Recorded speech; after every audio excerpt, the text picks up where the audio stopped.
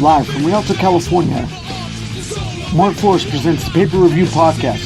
Tonight's topic, the myth of being over. What does it truly mean to be over in WWE?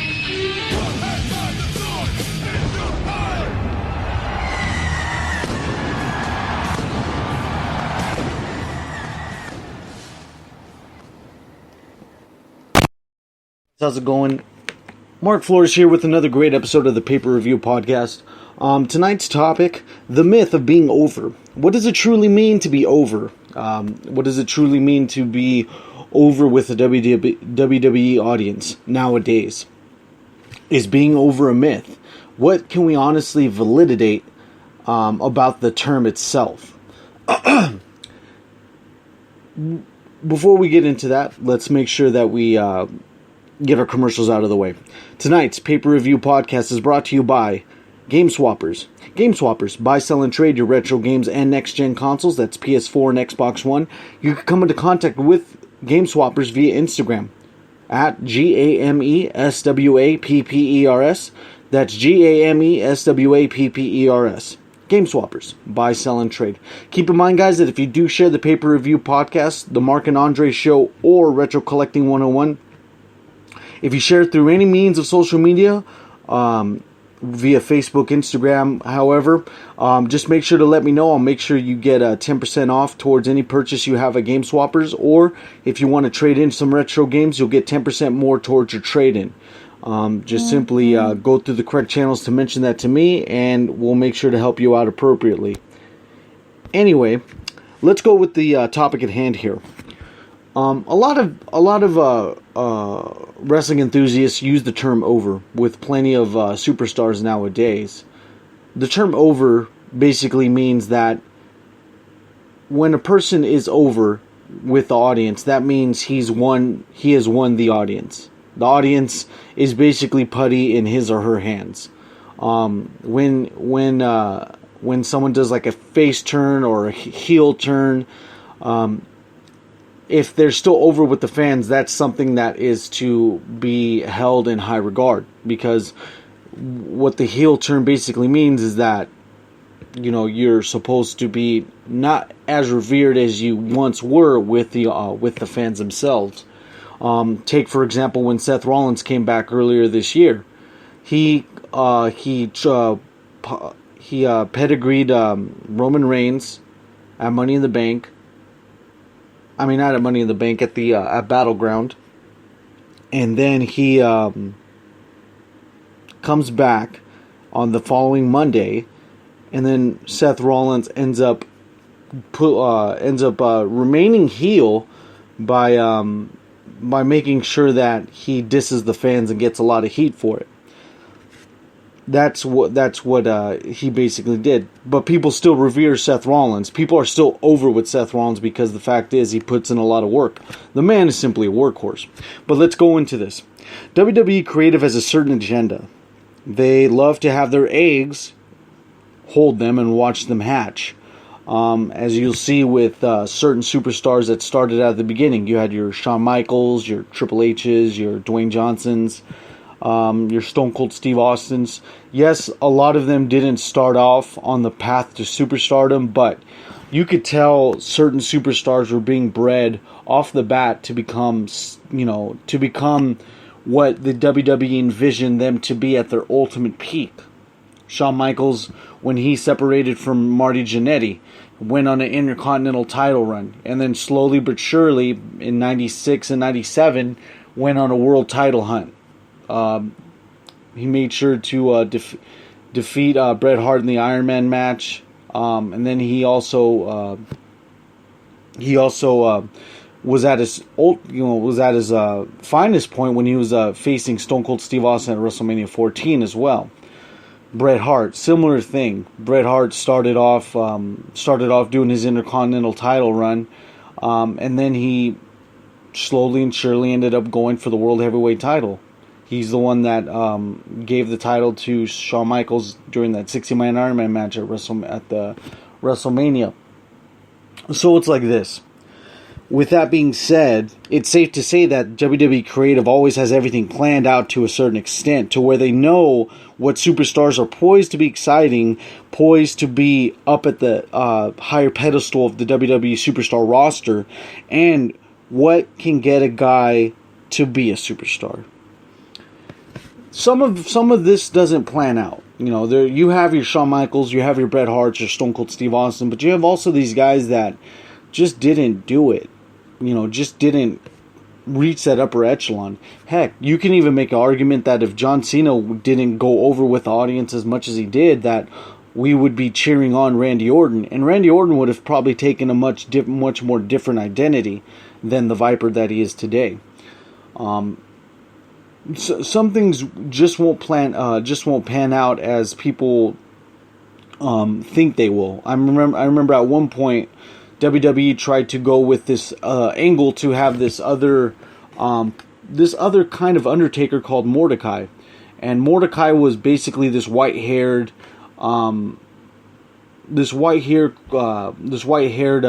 priest kind of pseudo saint-looking guy that was basically the antithesis of the Undertaker. He had similar movesets to that of the Undertaker, and it was kind of going right the first couple times, but then WWE pulls the plug.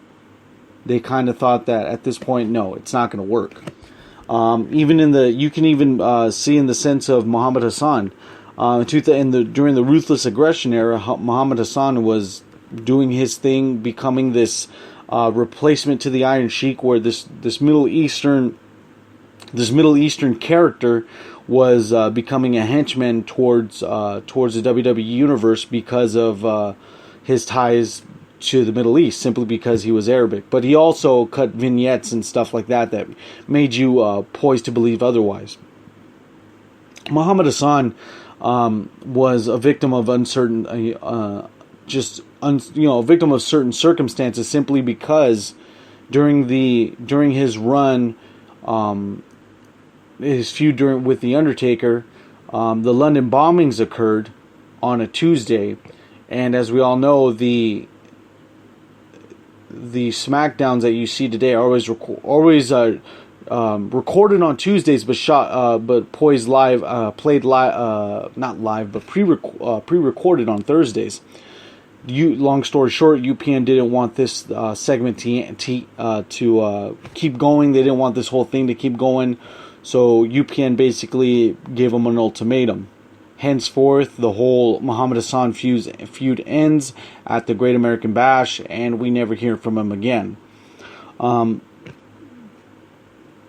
what I really want to get to, these are just a few examples of people being over it for the first part of the time, but not, reaching the the segment of superstardom, just because of certain circumstances. But this is what I want to get to as far as the main segment goes.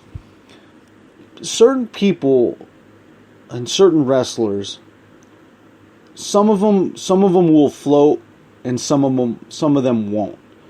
And what I mean by that is this: there's going to be certain characters, certain people, certain wrestlers that hit the iron while it's hot and hit it correctly. They'll cut a great promo. They'll just have a series of good events happen to them at the right amount of time. With that, that's how you end up going over with the WWE universe. I truly believe that there's certain people that are just designated to be superstars, and there's people designated to be jobbers. There's certain people designated to be mid-carders. Hell, you can even say that if every superstar was over, we would need more people on the roster, because then for those superstars, you would need more jobbers to be taking the bumps, to be getting pinned, to be taking the losses. If everyone on the WWE roster right now were over with the fans, like to the point where it's just crazy, we had a bunch of superstars, we would have to have double the roster to accommodate for as jobbers, as people that are going to not be as successful as these superstars. You would need a mid-card roster still. You would need a a roster for the lower tier cards. Every Dean Ambrose needs a Fandango. Every Seth Rollins needs their Tyler Breeze. Not saying that Tyler Breeze or Fandango are not good wrestlers, because they are. They're professional wrestlers. They're in the business because they are professionals, but they fit this certain. They hit the ceiling with their gimmick. Going on to that tail end of the conversation with gimmicks as well, you also have to have the correct gimmick. A certain superstar with the right looks, the right physique, has always adds a couple more inches to their ceiling, versus someone who has a great gimmick, someone that has a good character but doesn't have the appearance to back it up. That's how keeping up with your appearance, keeping up with how you look to the WWE Universe really does help you out to a certain extent. What I want to really get to is that you need to have everything aligned correctly with you as a WWE superstar. You need to have the right gimmick, the right physique, the right promo skills. You need to have all the assets that you can have personally before WWE Creative finally vouches for you fully to become a WWE superstar, to try to launch you with a jetpack on your back to the upper echelon of superstars that they have already at the top. You want to do your best to become that. This isn't saying that certain people shouldn't have the mentality to become excellent at what they do. I mean, for example, in WCW, you had your Alex Wrights, Disco Infernos, Prince Iaukea. You had your Juventud Guerreras. You had all these guys that were fantastic wrestlers, fantastic workers, but their main downside is that they weren't to what WCW felt. They weren't going to be selling merchandise. They weren't going to be doing these certain things, but they can work like hell. Even to add a point here, when WCW and WWE were going with their ratings war during the late 90s, you can see a certain attitude to both sides, to where you could see who they were excelling at a lot faster rate, because the fact is during this time each of them were fighting for ratings. So during this time you're pretty confident to be able and you're pretty confident you were able to see who was being poised for superstardom and who wasn't. Once you see that at an accelerated rate, you then become educated and to see what WWE does now, to see who's being marginalized, to see who's being decelerated, accelerated, who's not being poised to be a superstar, and who is and who isn't. The telltale signs are there. If you see a wrestler that has a long entrance, if you see a wrestler that has more promos than the other guy, if you see a person that is always in the mix when it comes to title contention, they're either doing plenty of things right. They're selling merchandise. Their matches are have higher ratings than other people in other matches. All these statistics and all these things also come into play when it comes to someone being over. Vince Russo said in a couple shoot podcasts and shoot interviews that he said that what they would have minute to minute ratings to see which superstars were peaking at the right time and were peaking as far as rating times and rating statistics, and who weren't. Once you have that, you have a definite solid argument to see. Well, when your matches come in, the ratings hit at the low 2s, or when your matches come in, they spike up in the high 3s. Then you're able to assess who is and who isn't poised to be, who is over and who isn't. So now what we have several examples of this over thing. And ultimately, this is what I think. WWE definitely struggled a couple years back when Daniel Bryan came into the mix with the Yes Movement. The Yes Movement took everything by storm, and at one point, these guys were forced to make this guy the main event superstar that the audience made him be. He was helped out by the audience so much to the fact that they had to change the main event at WrestleMania.